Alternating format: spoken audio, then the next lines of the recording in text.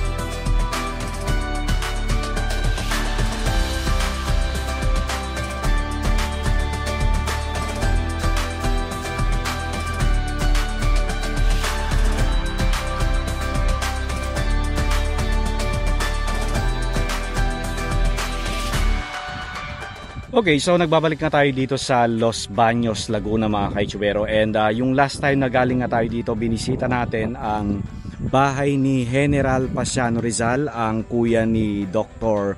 Jose Rizal. Pero nung time na yon hindi natin masyadong na-explore ang bahay ni General Paciano Rizal. Kaya sa vlog na ito mga ka-YouTubero ay samahan nyo ako, bisitahin natin ulit ang bahay ni General Paciano Rizal. Pero bago ang lahat ay gusto ko munang pasalamatan si Ma'am Esther, ang third generation na may-ari ng bahay na ito. Ayan, maraming salamat po sa inyo. So mula dito matatanaw natin ang lumang pantalan na itinayo pa during the Spanish era. And so,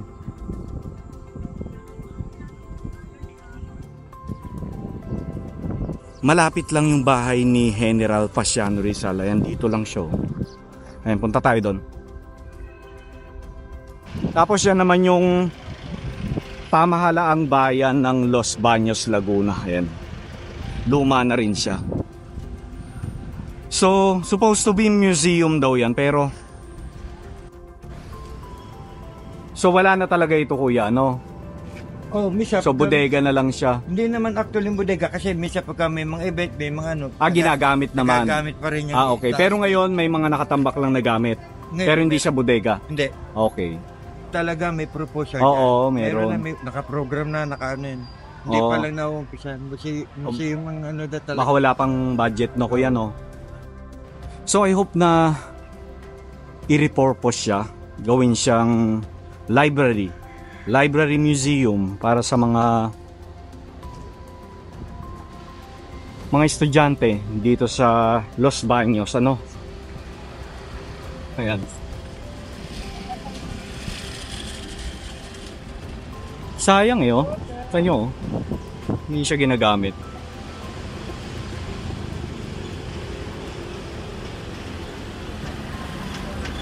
So ito na yung bahay ni Paciano Rizal mga ka-YouTubero, yan. Ikalapit tayo doon.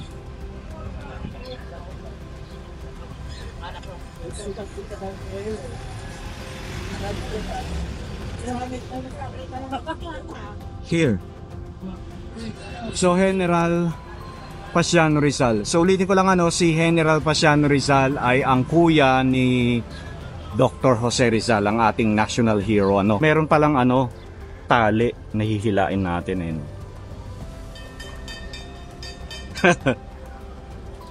So antayin natin na may lumabas.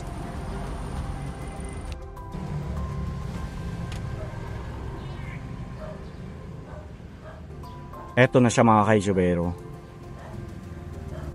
So diretso na raw tayo sa bahay. Hello sir.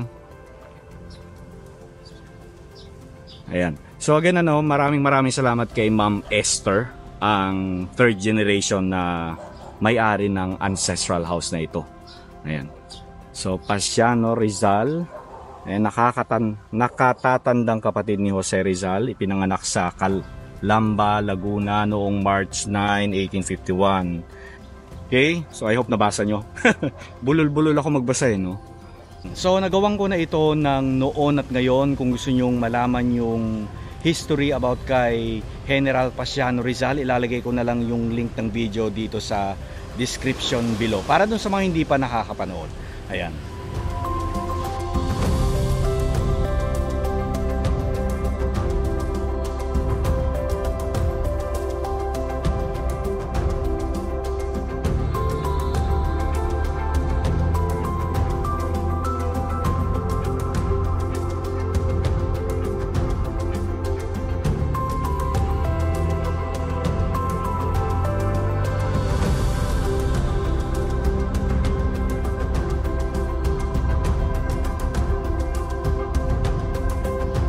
Okay, so gaya nga ng sabi ko, yung last na punta natin dito, hindi natin masyadong na-explore Actually, picture lang yung ginawa natin dito sa loob ng bahay kasi hindi pa natin kilala si Ma'am Esther that time.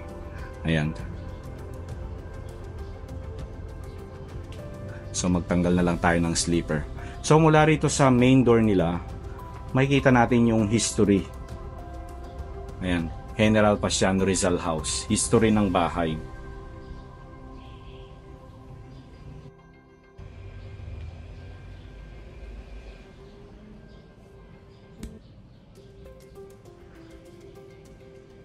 Okay. So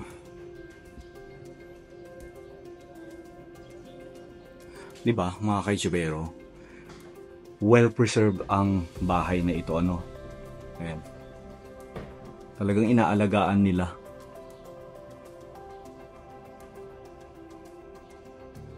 Okay, so hindi naman siya ganun kalakihan. Maliit lang siya actually and very simple lang itong bahay. Ayan. So, sala, tapos dito, ito yung kitchen, lababo. Sorry. So, dito restricted area na ito. Hindi na tayo pwede. Hanggang dito lang tayo.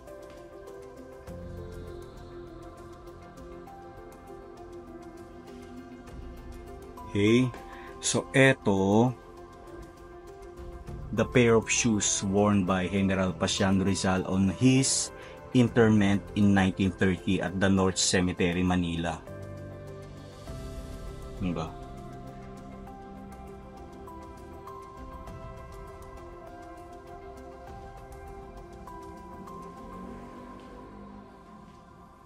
Okay, aparador and makikita nyo yung aparador, talagang original na aparador ito. Antique na ito. Tsaka beveled Diba?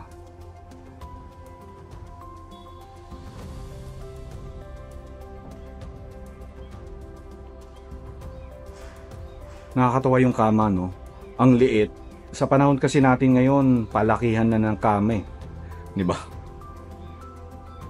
Dito sewing machine. Diba? Tapos ito mga books. Ayan si Dr. Jose Rizal. Diba? Hindi natin kita. Ano mga books to? Encyclopedia. So ito, Antonio Rizal Lopez. Emiliana Dicena Rizal Lopez.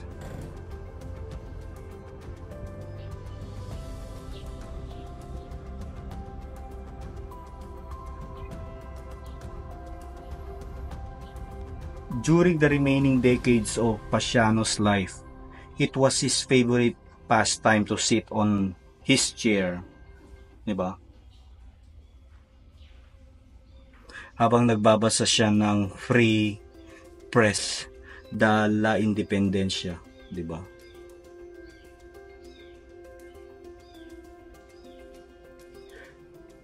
Grabe, no? Antique na ito.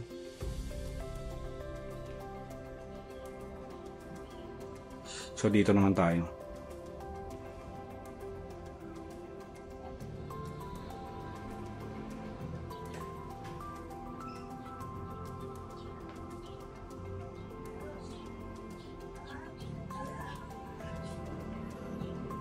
Binoculars used by General Pasiano Rizal during the 1896-1898 revolution.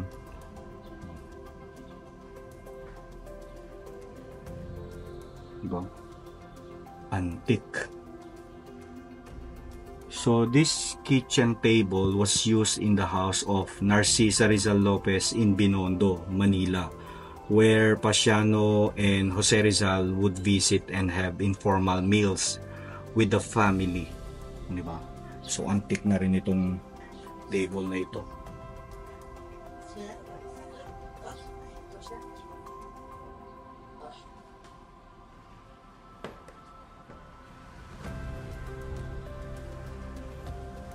Okay, so doon tayo galing kanina sa may park. Ang linis. Ang linis ng sahig.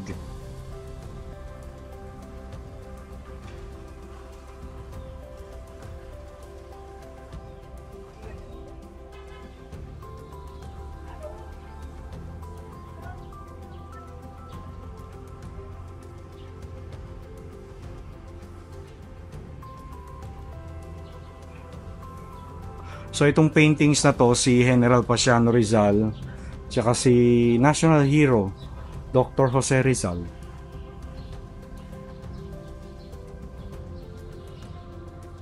So yung CR nila, modern na ito.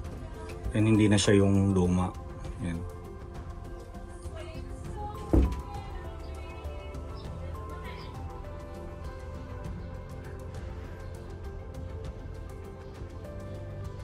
Diba?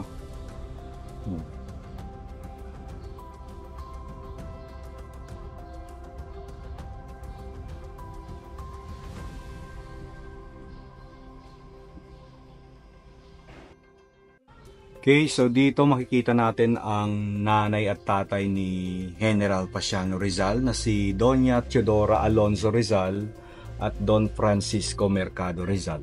Yan. Tapos ito si General Pasiano Rizal. Yan. Diba?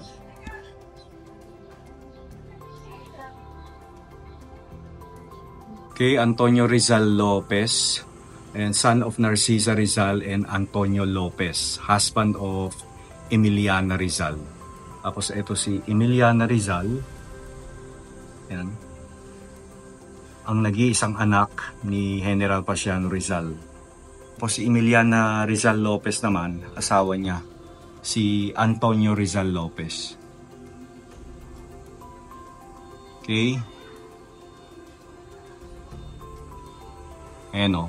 So, a boy who died during infancy and a girl named Emiliana, the last in the family to carry the surname Rizal.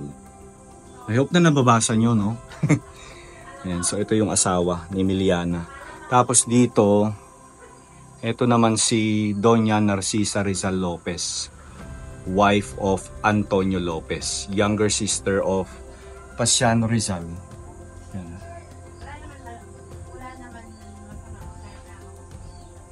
Tapos ito naman yung grandchildren of Narcisa Rizal and Antonio Lopez. Yan sila.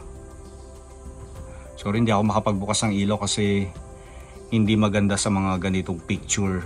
Mag-fade. Kaya hindi na tayo nag-on ng ilaw. Okay.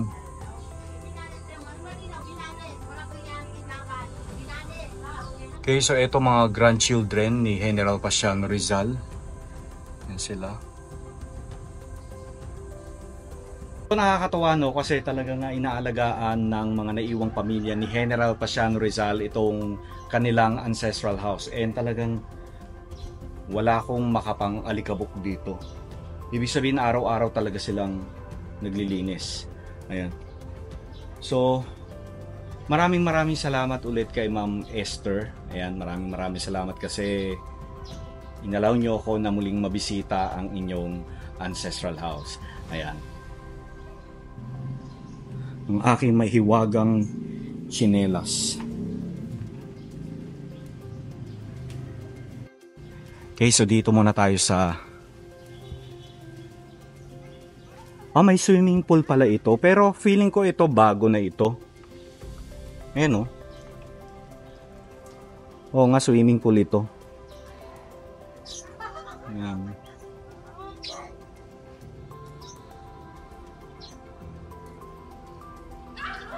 So kapag may mga gathering, ayan, parati rito si Ma'am Esther at saka yung kanilang pamilya. Ayan, minsan nandito sila get together. Ayan. Kaya talagang laging malinis ang bahay na ito. Tapos ito yung pinaka likod. Ayan.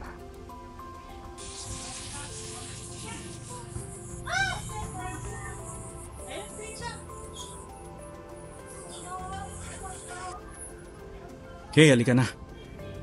Labas na tayo. Okay, so palabas na tayo dito sa ancestral house ni General Pasiano Rizal. Actually mga kajibero, open ito for public viewing. I'm sure marami sa inyo magtatanong kung ito ba ay open o hindi, o kailangan bang magpabook. Actually hindi naman, basta punta lang kayo dito, hanapin nyo si Ma'am Susan, yung caretaker. Tapos siya na yung magpapaalam kay Ma'am Esther kung papayagan kayo o hindi. Pero I'm sure yan papayagan naman kayo kasi open nga ito sa public. Ayan. Okay, so lakad tayo dito. Puntahan natin yung yung tinatawag nilang Agua Santa. So yung Agua Santa ang kauna-unahang hot spring na ang pagkakaalam ko ito yung ipinatayo ng mga Franciscan friars during the Spanish era. Saan kaya dito, no? Sabi dito lang daw sa may kanan eh. Baka dito na yon. Okay, so ito na yung Bambang.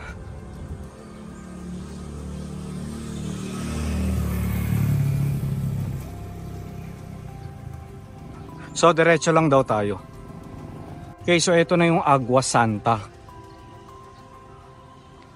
na ipinatayo during the Spanish era. Ayan o. Grabe ang init na. Alas 9 pa lang ang init-init na. So ito yun. Agua Santa. 'Di ba? On the old Spanish summer palace site and ruins of 17th century. Los Baños de Aguas Santas, ano yun? The origin and landmark of now Los Baños town. Yan. Okay, ayun siya.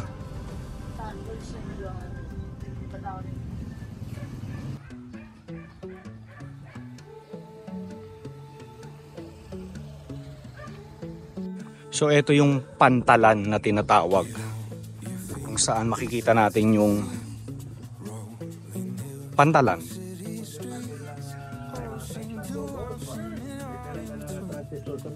Ayan o. Kita nyo ba yan?